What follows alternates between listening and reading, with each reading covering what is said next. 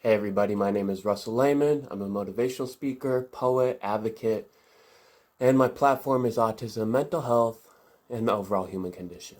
November 13th is World Kindness Week, and kindness matters. It matters a lot. And kindness can be so simple that we oftentimes overthink it or forget about certain acts of kindness. It's that smile you give to that stranger in the grocery store. It's that eye contact you make when you smile and shake someone's hand when you're first meeting them. I'm in California, and there's a lot of motorcycles who split the lanes on the highway. When I move over, when I see a motorcycle coming up from behind me, when I move over to give them room, kindness is that little wave they give me. That brightens my day. From a complete stranger, who I never even saw what he looked like because he's in motorcycle gear with the helmet on. Kindness is the foundation of human connection. It consists of empathy and sympathy, of moral reasoning, and a recognition that we all have a social responsibility to look out for one another.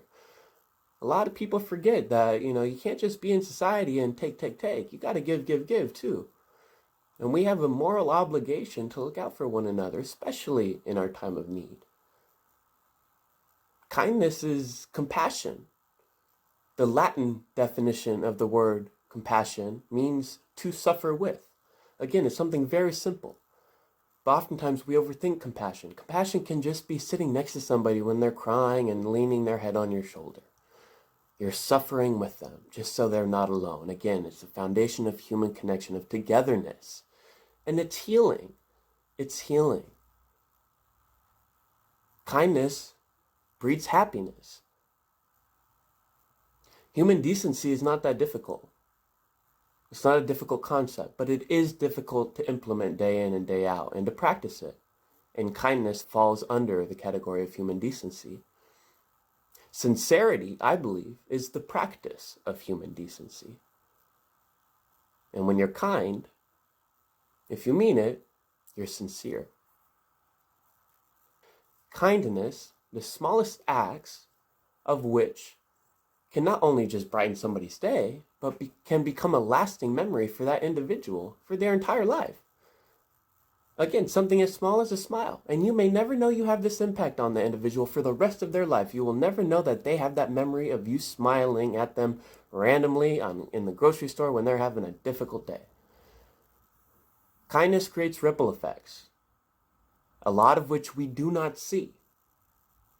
So kindness is this huge, powerful tool, this huge, powerful mechanism to almost unite the threads of society, weave them together tighter.